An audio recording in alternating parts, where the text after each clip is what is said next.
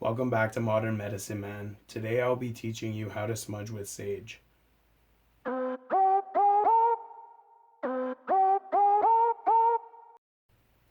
Welcome back. If you're new to the channel, please consider hitting that like and subscribe. I will be posting videos weekly.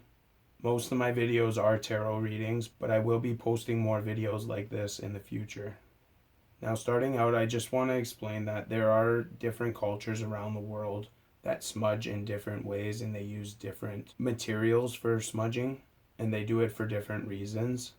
I've heard of people smudging in the Amazon, in Australia, and they don't use necessarily the same materials. They use what's available to them in their neck of the woods. I've heard of people using other plants, using tree bark, using mushrooms, funguses. But today I'm just going to cover the way that I was taught by my relatives and the ways that were passed down to me.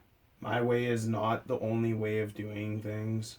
If you were taught to smudge a different way than the way that I'm showing you, please let me know in the comments. I'm always curious to learn about other ways, about other belief systems. Today I'll be teaching you how to smudge with white sage, also referred to as Salvia apiana. And these beliefs were passed on to me by my relatives. I am a member of Siksika Nation, but I grew up in the city. We use white sage to purify ourselves and our spaces from negative energy.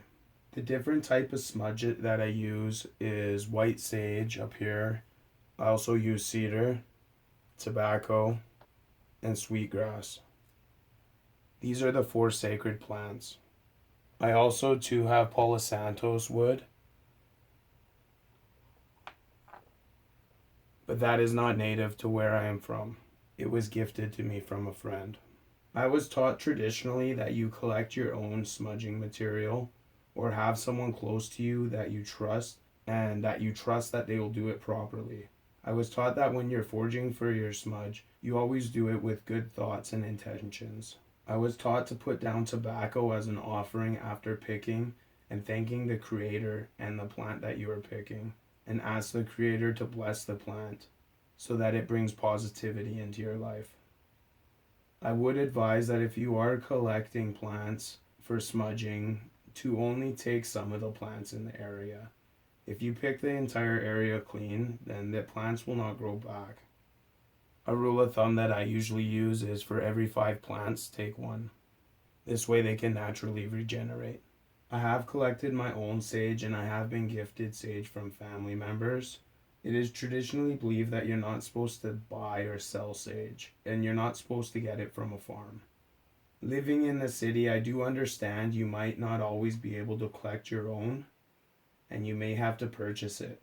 And I've had to do this myself. I am currently trying to grow my own sage this year in my garden. I'm using seeds from sage collected for me by my sisters in the area where my relatives have collected sage for generations. Before you smudge, you're going to want to open up a window. Now, opening up a window is going to allow any negative energy to leave your home while you're smudging. And there's a few things that you're going to need before you get started. You will need wooden matches, and this will represent the fire. A smudging bowl. I use an abalone shell, and it represents water. You will need a feather to fan the smoke. This will represent wind. And then, of course, you need your sage, and this will represent earth. Now, before I smudge, I like to meditate. I also like to say a prayer. I ask my spirit guides and guardian angels for protection on all levels. You can do this with God or the creator or whatever higher power that you may believe in. Now, the way that I was taught is that you're supposed to use wooden matches to smudge. I do see a lot of people using lighters, and I'm not saying that your way is right or wrong. I'm just saying that this is the way that I was taught and the way that was passed down to me.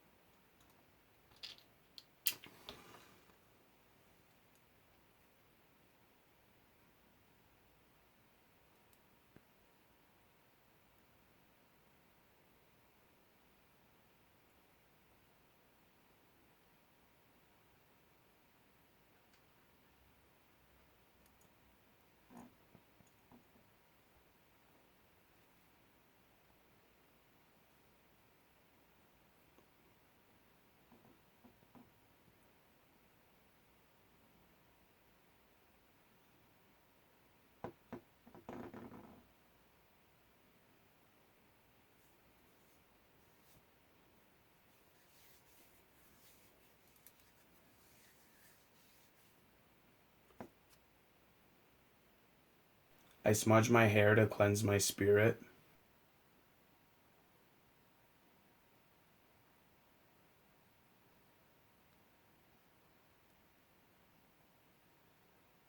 I smudge my eyes so that I see good things.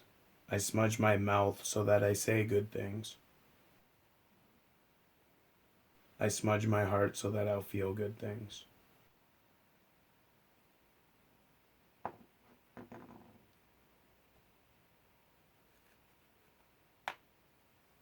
Now to finish up, you're going to want to thank the Creator. Allow the sage to burn out on its own. Do not snuff it out. Once the sage has burned out, you're going to want to flush the ashes down the toilet and rinse the shell with a cold water as soon as you are done, leaving no ashes in the shell and making sure that all of it gets down the drain. If you do not do this, if you keep the ashes in your home, all that negativity that you were trying to get rid of is going to still be present. I will be making a video on how to cleanse your home in the future. To see this video and other videos like this, be sure to hit that like and subscribe. I will also be doing tarot readings, and I post at least once a week, if not more.